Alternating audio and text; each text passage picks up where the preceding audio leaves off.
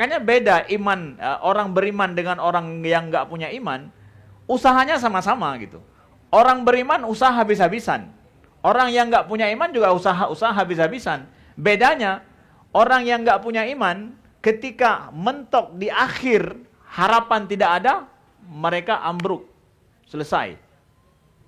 Tapi orang mukmin ketika mentok, nggak tahu lagi cara, di situ dia tersenyum. Saatnya kita menanti keputusan Tuhan. Warahmatullahi wabarakatuh. Alhamdulillah Rabbil Alamin. Allahumma salli wa sallim wa barik ala Sayyidina Muhammadin wa ala alihi wa sahbihi wa sallim. Amma ba'du. Terima kasih senang sekali kepada Ari yang telah memimpin acara kita, moderator pada hari ini.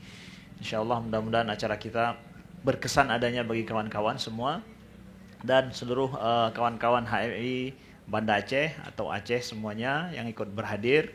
Alhamdulillah, dan seluruh kawan-kawan muda Kota Banda Aceh yang telah berhadir di Diwana Coffee Banda Aceh, dan saya ucapkan terima kasih kepada Diwana Cafe kepada yang telah memfasilitasi tempat yang sangat nyaman ini. Sambil sore-sore udaranya sangat menyenangkan ya. Udara hari ini luar biasa. Ya, kalau kemarin ada yang nelpon kami ya dari Amerika, dia bilang bahwa di sini Ustadz sangat panas sekali, udara di luar saja sangat tidak menyenangkan ya. Jadi bayangkan kita di sini duduk seperti ini, sejuk sekali. Jadi negara kita memang negara yang sangat mahal sekali. Mau nongkrong selama setahun itu nongkrong di luar oke, nggak ada masalah. Tapi di negara lain mau nongkrong seperti ini musim dingin nggak mungkin, musim panas juga nggak mungkin. Jadi mungkin paling ada antara itulah, antara musim semi, musim gugur hanya berapa bulan saja. Tapi kita mau nongkrong dalam hujan, mau minum kopi dalam hujan pun nggak ada masalah ya. Jadi bersyukur kali kita dengan negara kita ini yang anugerah Allah yang sangat luar biasa kepada kita semua. Kepada kawan-kawan akrab yang ikut berhadir juga atas kolaborasi bersama, saya sangat apresiasi atas kolaborasi ini kawan-kawan HMI dan juga kawan-kawan akrab ya. Baik kawan-kawan, kita bincang sesuai dengan tema yang kita angkat pada hari ini. Saya pikir juga sangat relate dengan isu yang akan kita hadapi ke depan tentang pemilu, tentang politik, tentang kekuasaan. Saya pikir kawan-kawan di HMI juga banyak mendiskusikan masalah-masalah yang seperti ini tentunya. Ya, lo punya materi, duit, lo punya kuasa. Ya. Siapa yang sanggup membantah ini memangnya? Ya. Tapi kita akan coba membahas ini dari sisi ini, kita kan sedang tahun baru Islam ya. Tahun baru Islam biasanya kita memperingati hijrah Nabi SAW sebagai sebuah kejadian dalam sejarah, proses perubahan yang monumental dalam peradaban manusia ketika Islam mulai dikenal dunia ketika Nabi hijrah ke Madinah. Kalau kita bayangkan, kalau Nabi SAW tidak berhijrah dari Mekah, ya mungkin ya Islam itu nggak akan dikenal di dunia, ya nggak akan membuat sebuah perubahan yang nyata dalam kehidupan manusia. Nah, jadi gimana kita lihat dua sisi ini? Dari sisi bahwa ada di sana proses sejarah yang telah dipionirkan oleh Nabi SAW ya, dalam sebuah peradaban manusia yang beliau memulai semua itu dari nol, kalau boleh kita katakan, selaku seorang nabi yang lemah, nampak lemah ya, dan juga nabi yang ngikut beliau itu adalah orang-orang yang lemah juga, budak, hamba sahaya, orang miskin, bukan orang-orang yang kaya semuanya ya. Bahkan yang ngikut nabi itu adalah orang-orang yang ditindas ya. Bahkan sebelum hijrah ke Madinah itu pernah hijrah ke Habsyah 2 kali bahkan. Habsyah itu kalau kita bayangkan hari ini ada refugee yang mereka terpaksa harus lari dari Afrika, dari Timur Tengah juga ke Eropa misalkan. Mereka naik apa gitu? Yang sangat riskan sekali. Tapi ketika sahabat berangkat ke Habsyah dulu, mereka naik apa? Sama nggak dengan refugee hari ini yang mereka harus lari dari negeri mereka ke Eropa di laut lepas. Yang mereka miliki, kapal yang mereka naik itu sama nggak dengan kapal para sahabat dulu? Mana lebih mengerikan gitu ya? Kapal yang dinaiki oleh para sahabat, ya, kalau dibuat dari kayu, di Arab itu nggak ada kayu, sulit ya. Jadi akan sangat. Tapi mereka harus berangkat ke Habsyah, mengarungi lautan yang sangat luas. Artinya bahwa keterpaksaan memang mereka harus melakukan itu. Maknanya apa? Kalau kita ingin bilang bahwa ya, ini lu punya duit, materi, cukup uang, hari ini kita bisa berkuasa. Nah, ini salah satu daripada anggapan kita hari ini nampak benar. Tetapi kalau kita uji secara sejarah dan juga pemikiran yang lurus, apakah betul begitu? Ya. Nabi telah membuktikan bahwa perubahan dan Nabi mendapatkan kekuasaan, kalau boleh kita katakan kekuasaan ya, itu justru beliau mulai bukan dengan materi sama sekali, nggak membawa materi sama sekali, tetapi justru yang beliau bawa adalah sebuah keyakinan. Keyakinan yang beliau perjuangkan dengan cara yang benar dan jelas dan nyata dan sangat alami cara beliau memperjuangkannya, justru itulah yang akhirnya kita dapatkan Nabi Muhammad SAW berhasil membuat sebuah kekuasaan besar yang mengubah peradaban manusia. Jadi kalau ada yang bilang bahwa itu Ustadz cuma sekedar ranah pemikiran saja. Secara realnya nggak begitu. Realnya itu harus punya materi, punya uang, baru bisa berkuasa. Bicara tentang perjuangan Nabi Muhammad bukan sesuatu yang real itu. Apakah itu kita membuat sesuatu yang sifatnya adalah ilusi, sesuatu yang mungkin angan-angan, sesuatu yang belum diuji coba? Itu udah diuji coba loh. Sudah diverifikasi dalam sejarah nyata seperti itu. Bahwa para nabi dan Nabi Muhammad SAW adalah memulai dari nol kalau boleh kita katakan, bahkan orang dekat beliau, keluarga beliau, ada yang nggak mensupport beliau. Ya, banyak yang orang-orang Quraisy yang merupakan kabilah Nabi sendiri tidak mensupport beliau. Tidak menggelontorkan dana habis-habisan. Dan tidak mereka atas nama kabilah mereka membela Nabi secara habis-habisan juga enggak. Jadi betul-betul Nabi mencoba mengajarkan kepada kita bahwa sebuah perubahan besar yang baik itu enggak dimulai dengan uang. Kalaupun ada dengan uang, itu ada hanya sementara saja. Saya kasih contoh misalkan begini. Hitler itu berkuasa tidak dia? Hah? Berkuasa. Dengan apa dia berkuasa di Jerman? Ya. Dengan apa dia berkuasa? Dengan tangan militer dia yang kuat ya. Kalau kita bilang dia naik menjadi penguasa Jerman, fasis yang dengan ajaran fasismenya itu kan karena pemilihan secara demokrasi ya. Hitler itu naik itu secara demokrasi loh kawan-kawan. Jangan kalian pikir dia dengan tangan besi dia naik. Enggak, dia naik secara jalur demokratis sekali. Di Jerman itu. Kemudian pada saat itu kita tahu Jerman secara militer kuat. Ya, teknologi militer dia kuat. Sehingga ada ambisi daripada Hitler untuk menguasai daratan Eropa bahkan Rusia. Ya. Terjadinya perang dunia kedua itu gara-gara Hitler. Pertama saat dia menyerang Polandia. Masalahnya kan itu ya. Jerman pernah kalah perang dunia pertama. Dalam sejarah kita tahu Jerman perang dunia kedua juga kalah kan? Gara-gara Hitler. Hitler juga. Gara-gara Hitler. Pada saat Jerman dikenal sangat mengerikan dengan teknologi militernya, dengan pemimpin yang sangat garang, berkuasa. Tapi berkuasa sementara, setelah itu kalah selama-lamanya. Kalau bicara masalah materi, masalah Hitler apa? Masalah Hitler bukan dia nggak punya materi, dia punya materi yang kuat dan punya pasukan yang kuat. Bahkan pasukan Jerman, Nazi Jerman itu dibuat studi kok mereka sangat kuat secara militer, bukan cuma dalam memakai senjata, tapi dalam loyal satu sama lain gitu. Kok bisa mereka? Apa karena karena si Hitlernya, bukan. Ternyata sangat loyal satu sama lain gitu. Nah, kesalahan Hitler itu apa? Ya, jadi kalau dikaji memang dalam sejarah kesalahan Hitler, ada beberapa kesalahan fatal yang dilakukan oleh Hitler. Salah satunya adalah ketika dia menyerang Rusia. Pada saat itu Uni Soviet, ya.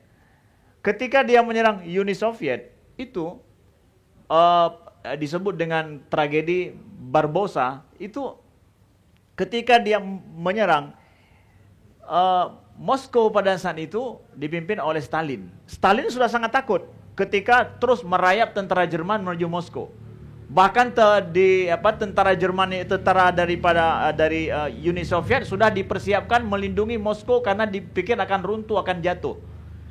Dalam sedang merayapnya tentara Jerman itu sudah dipersiapkan oleh jenderal-jenderal Jerman, Moskow yang menjadi target, bukan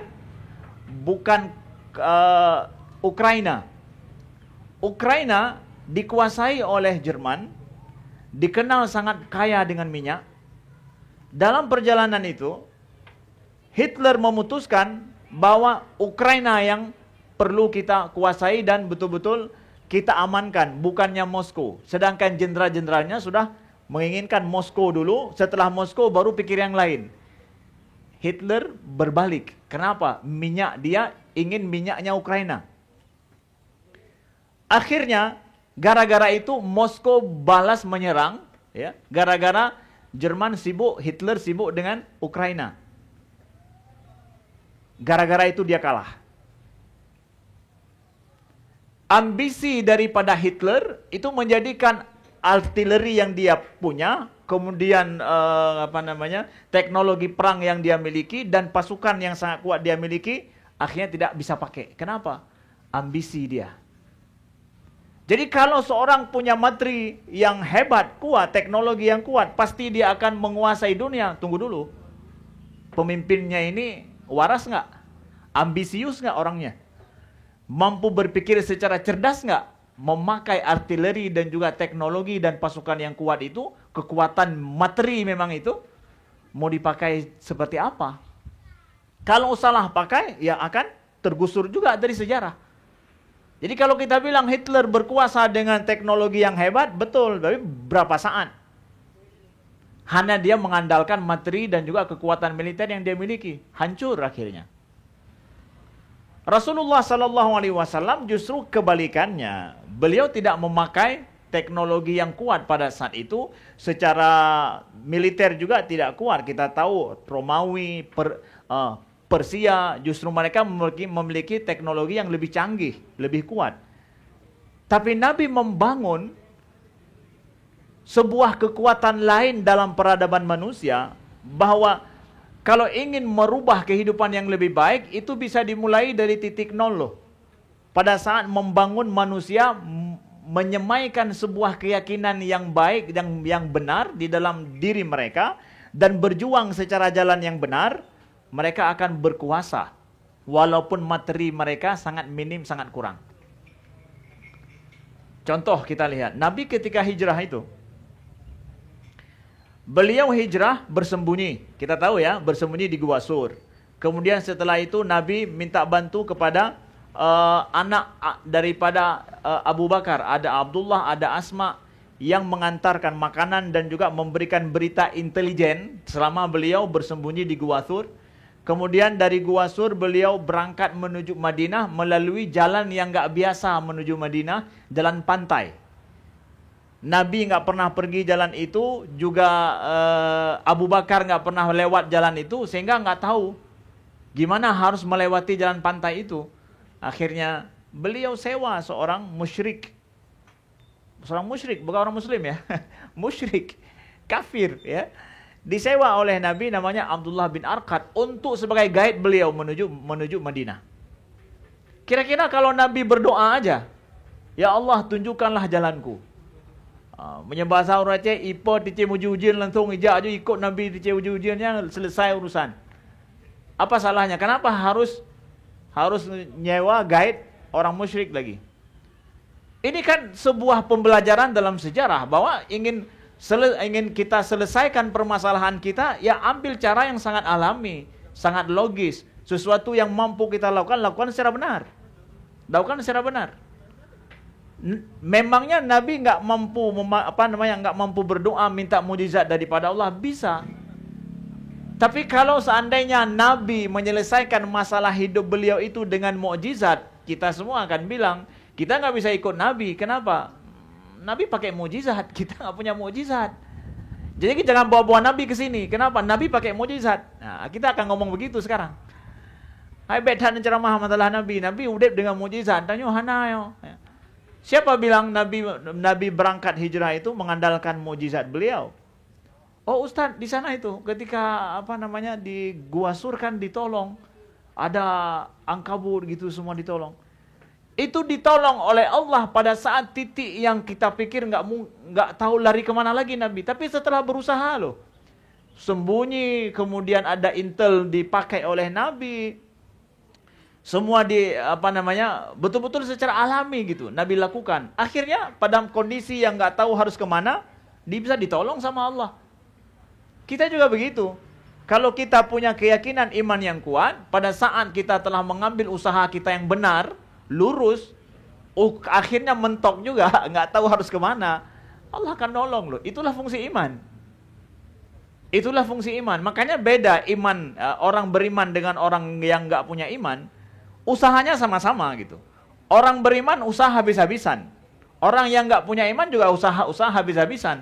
Bedanya, orang yang nggak punya iman, ketika mentok di akhir, harapan tidak ada, mereka ambruk. Selesai. Tapi orang mukmin ketika mentok nggak tahu lagi cara, di situ dia tersenyum. Saatnya kita menanti keputusan Tuhan. Makanya Nabi di dalam gua itu beliau katakan kepada Abu Bakar yang khawatir dan takut, gua itu bukan lagi gua 7 lawang yang kita pelung dalam. Gua 7 lawang je tak pelung dalam, tak pelung kena gede. Tapi ini bukan gua, cuma dari mana masuk ke situ keluar. Yang musuh di depan mau kemana? Ya. Tapi Nabi saat itu beliau tersenyum, beliau bilang kepada Abu Bakar, la tahzan innallaha ma'ana. Jangan takut, Allah bersama kita. Pada saat kita sudah all out, udah pasrah kepada Allah, kita sudah selesai urusan kita, selanjutnya kita nunggu keputusan Tuhan. Saat itu orang mukmin sanggup tersenyum dalam titik yang sangat nadir, titik nadir kehidupan lah kita katakan. Titik nadir kehidupan bisa tersenyum. Siapa itu? Orang mukmin. Kalau lo nggak punya iman, nggak sanggup lo bisa tersenyum dalam titik nadir itu. Nah, ini bedanya. Ini bedanya. Ya. Maka orang mukmin, kalau dari sini secara teori kita dapatkan dan juga praktek sebenarnya, yang mampu membuat perubahan secara konsisten itu adalah orang-orang yang punya iman. Kalau mengandalkan materi saja, selesai itu udah pupus sudah. Nah, makanya Nabi berangkat beliau hijrah ke Madinah ketika harapan di Mekah sudah tidak ada lagi. Bahasanya kalau boleh dalam tanda kutip ya, nggak ada lagi harapan di Mekah yang mau menolong beliau. Beliau berangkat ke Madinah. Ada harapan lain di sana. Berangkat ke sana. Ternyata ketika beliau berangkat ke Madinah, di sana Islam berjaya, beliau dikenal, beliau mendapatkan kekuasaan, membangun sebuah negara yang belum ada negara di dunia ini yang seperti itu. Nah, jadi Nabi dalam kehidupan beliau, kita memperingati hijrah beliau hari ini, secara real Nabi telah mempraktekkan dalam hidup bahwa sebuah kekuasaan yang baik bisa mengubah peradaban manusia, itu tidak dimulai dari sebuah materi atau ditopang dari awal dengan materi yang kuat. Enggak. Tapi pada keyakinan pribadi-pribadi ini semua. Kalau seandainya, kita lihat nih, secara real kita lihat seperti Bilal bin Rabah gitu. Bilal kan budak gitu. Begitu juga sahabat-sahabat yang lain yang lemah gitu. Mereka masuk Islam pada saat itu ngikut Nabi, rencana mau dapat kehidupan yang lebih baik atau mau susah. Bilal gitu masuk Islam. Setelah masuk Islam justru menambah kesusahan hidup kan. Bilal nambah terus kesusahan hidupnya. Bahkan hampir mati hampir meninggal beliau. Nah, kalau bukan gara-gara iman yang kuat, ya, beliau akan lari dari sejak awal. Nggak ada untungnya ngikut Nabi Muhammad. Saya dari budak bertambah parah hidup nampaknya ini ya. Makanya hari ini kalau kita bandingkan orang mau ngikut sesuatu yang ideal gitu, harapan gitu.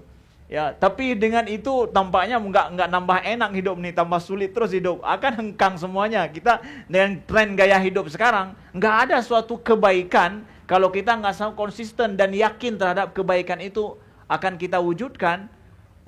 Justru kita ingin adalah hanya kenyamanan hidup, ketenangan hidup di belakang apa yang kita mau, itu nggak akan pernah terjadi sebuah perubahan. Kita perlu orang-orang yang idealis.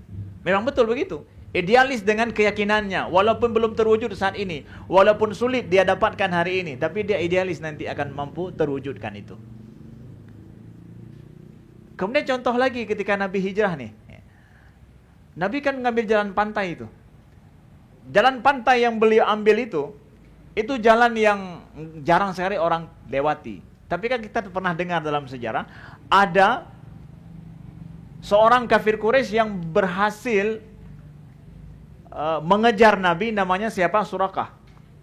Dengan kuda dia kejar. Abu Bakar lihat dari jauh ada titik hitam, semakin lama semakin dekat gitu. Takut Abu Bakar. Sampai Nabi disuruh di depan, tapi Abu Bakar dengan Nabi kan pakai onta gitu. Jadi lambat jalannya. Abu Bakar di belakang. Takut-takut dipanah Nabi dari belakangnya sampai kena beliau.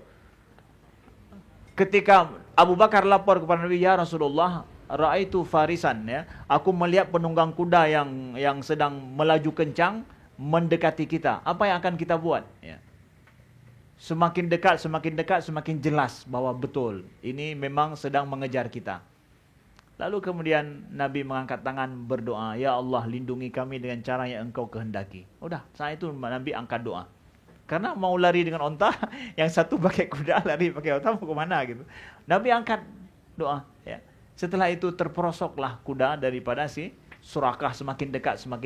Sehingga dia nggak bisa mendekat dengan Nabi. Setelah dia angkat bendera putih, menyerah bahwa dia nggak akan apa-apain Nabi, ngobrol dia dengan Nabi pada saat itu. Apa kata Nabi? Ya Surakah, aslim tislam. Surakah masuk Islam, engkau selamat. Ya, Nabi dakwahkan Surakah, masuk Islam, engkau selamat. Nggak mau terima dia, nggak mau terima Islam juga. Dan Nabi nggak mengancam Surakah, kalau kamu nggak mau masuk Islam, tebas batang lehermu. Padahal itu kan nggak ada masalah, cuma bertiga aja, dia pun sudah angkat tangan kan. Nggak dipaksa sama Nabi, nggak. Nah. Lalu kata Nabi apa? Wahai Surakah, wahallaka min sawari Kisra. Wahai Surakah, kamu mau nggak pakai baju kebesaran Raja Persia? Ya. Nabi ngomong apa itu? Surakah, kamu mau nggak pakai baju kebesaran Persia? Persia yang sedang berkuasa saat ini. Iya. Baju dia itu dengan semua harta kekayaannya itu, kalau kamu masuk Islam, kamu bisa pakai. Apa artinya itu? Nabi sedang ingin kasih tahu sama Surakah yang mengejar Nabi bahwa umat Islam akan menguasai Persia sampai rajanya yang terakhir itu nanti akan dicopot bajunya dan baju kebesarannya itu menjadi harta kekayaan umat Islam. Dan kamu bisa pakai kalau kamu ini. Itu Nabi bilang itu pada saat berkuasa di Madinah atau sedang lari. Bahasanya ya, sedang lari. Sama sekali tidak punya kekuasaan kan. Kalau Surakah mau ngomong, cek langitnya, nyoba dong payah belum. Nyoba tak cek kan. Tapi lihat, itu titik iman. Titik iman begitu. Wah, kalau kamu mau masuk Islam, kamu akan melihat, ini orang Muslim nanti akan berjaya, akan mampu menguasai, bahkan Persia itu akan runtuh di tangan umat Islam. Kalau kamu mau masuk Islam. Walaupun dalam kondisi sesulit apapun, Nabi mengajarkan kita bahwa keimanan terhadap sesuatu yang benar itu tidak pernah tergoyangkan, tidak boleh tergoyangkan. Sebuah perjuangan yang jelas benar, yang kita yakini benar, maka tidak boleh tergoyangkan. Kalau begitu, prinsip orang-orang yang membawa perubahan, pasti itu akan membuat sebuah perubahan. Walaupun yang dia bawa ide PKI, na'udzubillah. Tapi keimanannya seperti itu jadi PKI lagi itu. Kalau ada model-model, maaf cakap ya, model-model keimanannya seperti itu. Apalagi kita orang muslim, bukan bawa ide sosialis, komunis atau kapitalis. Ide yang jelas-jelas wahyu daripada Tuhan yang tidak ada kebatilan di situ, jelas benar gitu. Maka perlu pada sosok-sosok yang seperti itu yakin betul dengan sebuah perubahan yang baik. Lalu ide Nabi apa yang Nabi janjikan itu terjadi enggak dengan Surakah?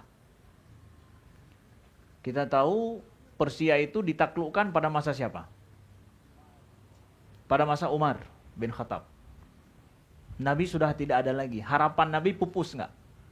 Enggak pupus. Walaupun mungkin masa Nabi enggak terwujud, itu enggak masalah. Masa setelah beliau terwujud.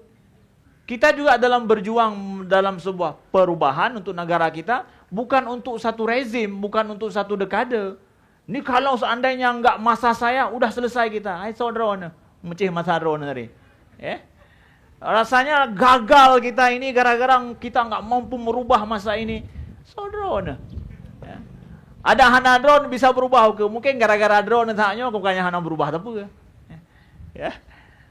Walaupun di masa anak kita, cucu kita enggak masalah.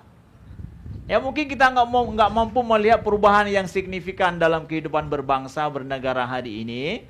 Enggak masalah pada masa kita enggak terwujud, anak kita. Apa salahnya? Nabi juga begitu, yang Nabi janjikan sama Surakah enggak terjadi masa beliau, terjadi masa Umar.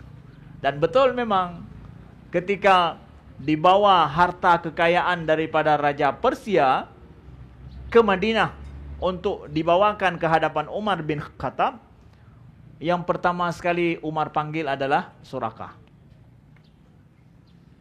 Aina Surakah, kata Umar. Panggil menghadapku Surakah. Surakah udah masuk Islam.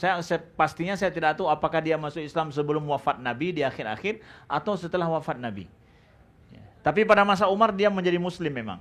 Ya, orang yang ngejar Nabi ini dulu mau membunuh Nabi itu masuk Islam. Lalu dipanggil Surakah oleh Umar bin Khattab. Kata Umar, Aina Surakah? Kemari wahai Surakah. Lalu dipakaikanlah kepada Surakah baju kebesaran Raja Persia itu. Ya. Kata Sayyidina Umar bahwa, wahai Surakah, inilah janji daripada Nabimu dulu kepadamu. Janji engkau berdua dulu. Nabi pernah janji padamu. Dipakaikanlah itu kepada Surakah. Terwujud, terjadi. Kita katakan bahwa mana sih sosok yang mampu mengajarkan sebuah keyakinan bisa menjadi sebuah kenyataan? Nggak ada lain sosok Nabi kita Muhammad. Contoh. Real dalam sejarah gitu. Maka kalau ingin kita membuat sebuah perubahan yang sama juga, kita perlu kepada pribadi-pribadi. Bukan perlu kepada keyakinan baru, bukan.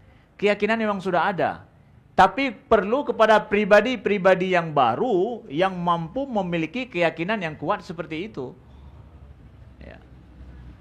Begitu kawan-kawan yang dimuliakan Allah. Ya. Jadi kurang tepatlah kalau kita katakan bahwa hanya materi saja yang akan mampu membuat perubahan dan kekuasaan itu kita akan dapatkan. Khusus nanti masalah ke depan kalau kawan-kawan ingin bertanya misalkan, mampu enggak kita money politik ini selesai, artinya bahwa kita bisa merubah politik kita ini tanpa ada money politik di belakang itu, ya.